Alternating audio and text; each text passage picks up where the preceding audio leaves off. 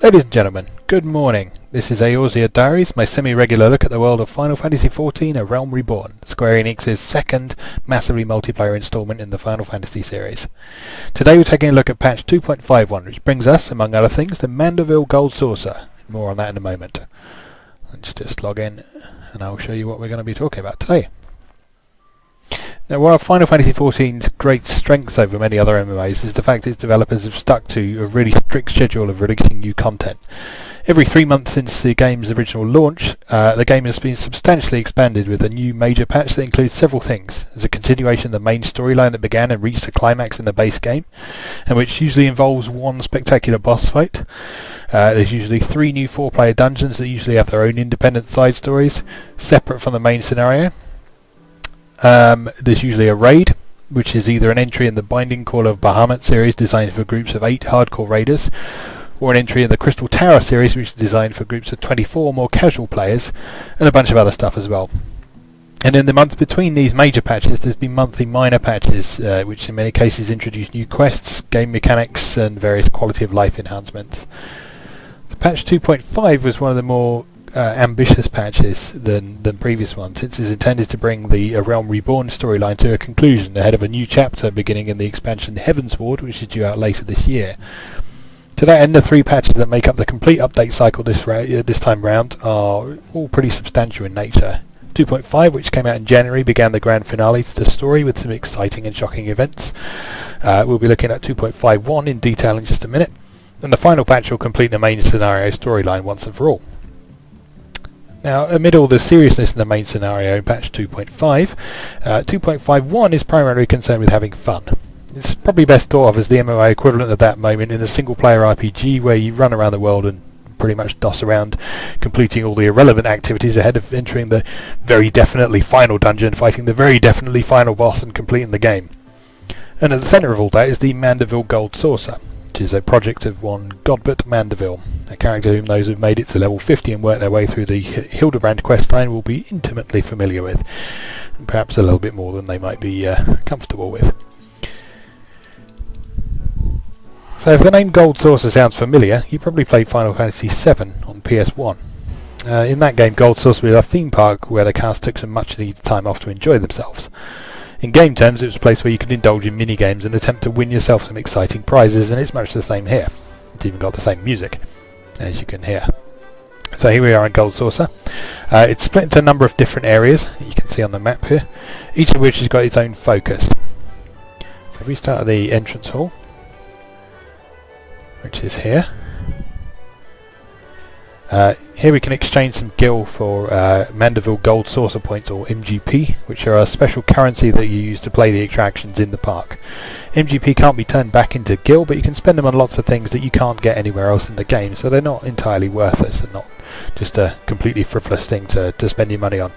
It's also worth noting that Yoshi P and the team are very keen to reassure players that although Gold Saucer includes elements of gambling and chance, there's no real money element. So Final Fantasy XIV doesn't have a facility for purchasing in-game currency with real money, so all the coins that line your pockets have to be earned through hard graft or having very understanding friends. Now, like in most other subscription-based MMOs, buying and selling in-game currency for real money is sort of the ultimate sin, so that helps keep things nice and balanced in Gold Saucer here. So, to get your hands on some MGP, you need to talk to this person here in the entrance. You can exchange up to 5,000 gil at a time for 500 MGP. If you've already got too many MGP like I have, then you can't exchange any more, so you can't just buy your way to victory, basically. So, elsewhere in here, there's an information broker there who will give you some information about the attractions that are available. When you first come here, there's a sort of tour quest that takes you around all the areas, and they'll explain how it all goes. So, if we walk around here, there's the prize claim NPC. And they have a series of prizes that you can redeem your NGP for. So these are mostly cosmetic items. You see these are all item level 50, which is not particularly useful in game terms for most people, but and the clothing is just item level 1, so pretty much anyone can wear it. But there's some cool stuff in there. There's things like Setzer's coat from Final Fantasy VI. Doesn't look great with my spangly gold pants, but you know, you get the idea. And a lot of those cost an awful lot of MGP, so you're going to expect to spend a fair amount of time here if you want any of the good stuff. So around here we've got the Cactpot Broker. It's one of 2 lotteries that there are in the Gold Saucer. The mini Cactpot is a daily scratch card type thing where you can scratch off several numbers and take an educated guess as to which ones are most likely to yield the biggest payout. There's an element of luck to it, but those with sort of mathematical brains can manipulate the odds a bit to their benefit. So if we check the map, I'll target that guy first, and we look down here. This is Card Square that we're heading to next.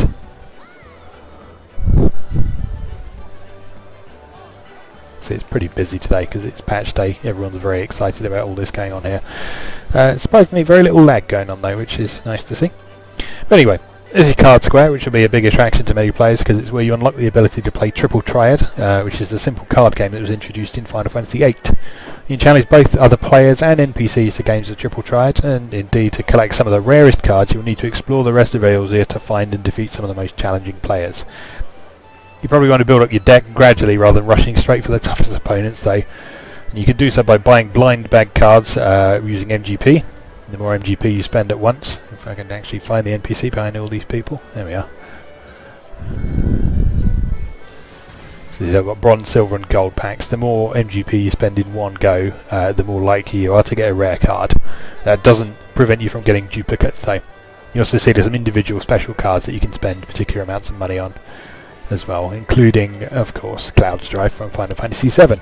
He's a 5-star rarity card. You need 1 million MGP to get hold of him, so it will take you quite a while. So the other way you can get cards is you can beat lower level NPCs in matches, and you can also get them from certain bosses in the game as well, so there's incentives to go back and fight the primals again, or dungeons and that sort of thing. There's 80 or so cards altogether, with more to come. And you can check what you've collected at any time through the Gold Saucer menu. So I've got a mighty 10 so far. Each one's got a nice little bit of lore about it as well, so it's a nice means of collecting a bit of additional information on the game world as well. So we'll have a quick game of Triple Triad. Let's challenge this guy here. This is one of the NPCs you can challenge.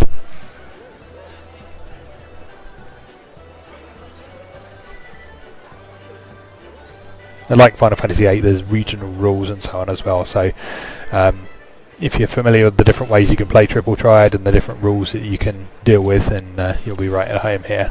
So here we're playing with the all open rule, which means that both sides can see the other player's cards.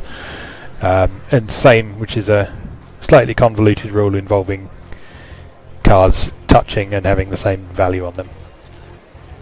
The Triple Triad, if you're unfamiliar, it's a pretty simple game. You just place cards on the board, look at adjacent numbers. If the card you placed is higher than a card that was already on the board, then you will take control of that card.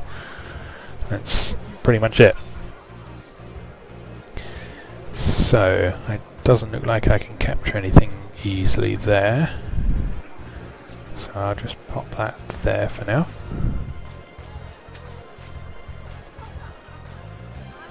Now I could capture that Sever Tender pretty easily with the Mandragora, but it's got a very weak right side, so probably not the best idea.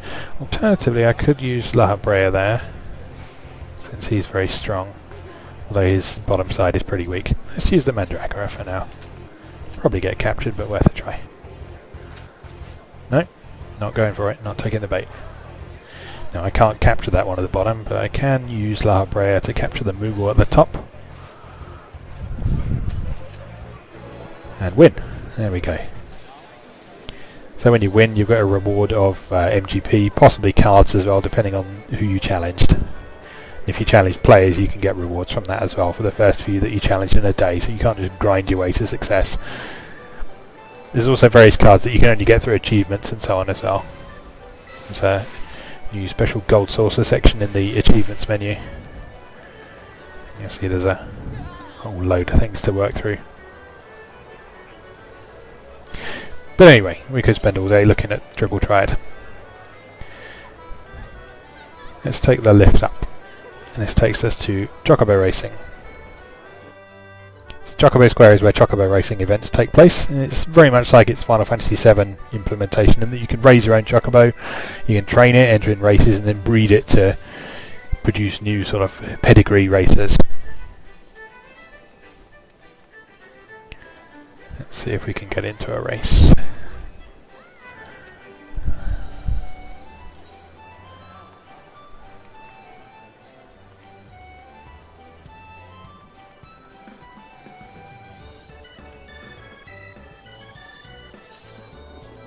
Okay, so our rating is 20 at the moment, so that leaves us still eligible for the maiden class.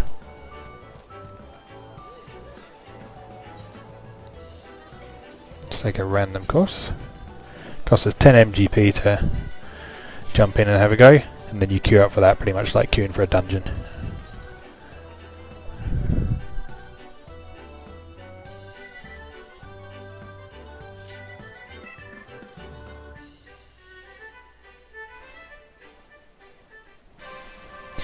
So when you're in a race, the Chocobo runs mostly on autopilot. You don't need to worry about steering around corners, you just need to position it to the left and right. And if you look over there, you'll see everyone's different names.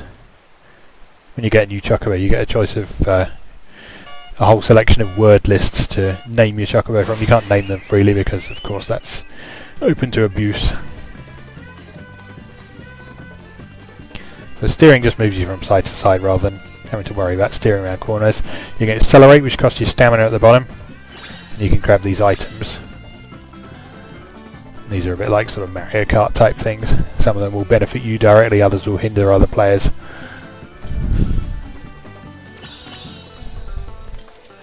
There's also these things on the track that will either benefit or hinder you, so you need to learn what they are pretty quickly.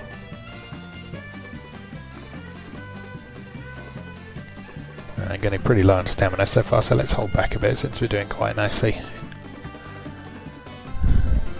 Hopefully we'll be able to overtake without a doubt.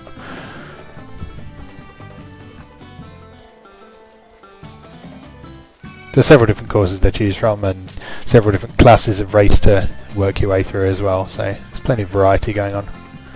Let's use that item to slow him down a bit.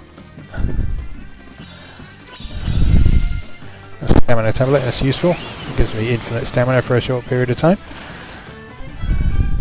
Let's see if we can keep ahead of Omega Red. The other guys are NPCs from the look of things, but this guy's an actual player, so let's try and beat him at the very least.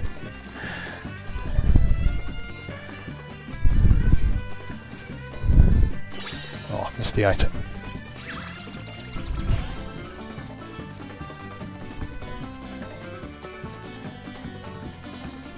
I'm frenzied at the moment, which forces me to dash and costs me stamina. Running very low on stamina. When you're out of stamina you can't accelerate anymore, so that can put you in a difficult situation. Let's hope we get a good item. Got a stamina tablet, but unfortunately that's no good when you don't have any stamina in the first place, so it looks like we're going to lose to Omega Red and Loose Cannon here.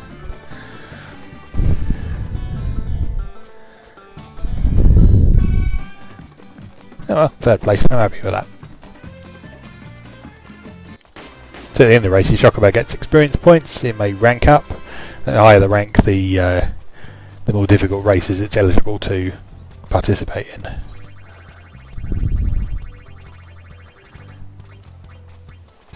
And one player will get a bonus randomly determined at the end.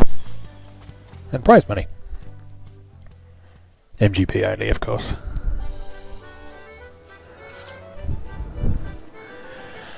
Okay, so that's Chocobo racing. Let's take the elevator back down to the main floor.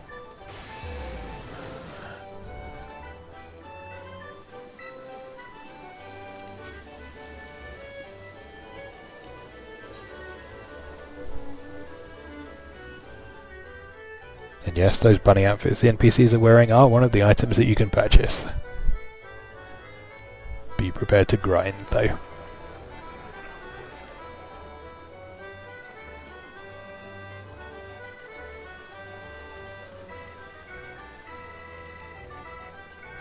Alright, so let's take a wander over here.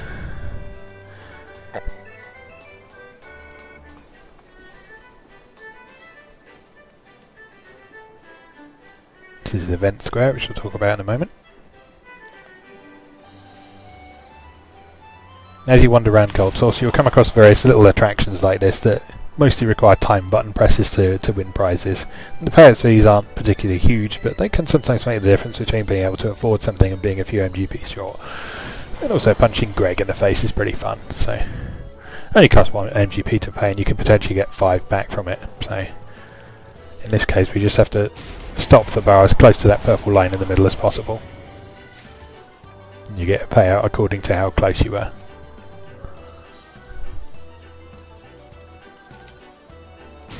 Rubbish. Still make a profit though.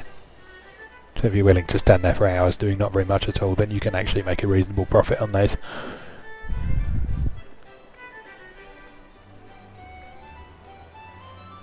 Now Event Square that you see here is one of the various areas that you might come across special events called gates. You know how Square Enix love their acronyms. In this case, GATE stands for a Gold Saucer Active Time event. It takes one of several different forms, ranging from platforming challenges to stealth missions, dance competitions, and there's a fun Simon Says game where you have to memorise and copy sets of emotes performed by an NPC. So there's Mount Corel, a giant cacti statue, and Event Square here. They all play central roles in these gates, and the more challenging ones can give you pretty substantial rewards if you're lucky enough to win them. Some are skill based while others are mostly luck, but they're all pretty fun. And that's pretty much Gold Saucer as it stands to date. Elsewhere in patch 2.51 is the continuation of the Zodiac weapon questline, which allows you to beef up your weapon to its most powerful form yet, assuming you've completed the previous parts already, which I haven't unfortunately. And some additional fun stuff like new delivery Moogle quests. They bring you a bit of extra background lore on some of the incidental non-player characters. So my early impressions of this are very, very positive so far, and despite a few teething troubles this morning on patch day, quite a few players were getting locked out or locked into instances, and some were having trouble getting into Gold Saucer at all because it was so overcrowded. It looks like 2.51 is going to provide plenty of fun diversions to adventurers as we wait to see how the Realm Reborn storyline comes to its hopefully spectacular conclusion. Alright, thank you very much for watching, and if you're on the Ultra server, do feel free to come and say hello. Please do like, comment, subscribe, and all those other things that YouTube has asked you to do at the end of the videos, and I'll see you again soon. Thanks very much.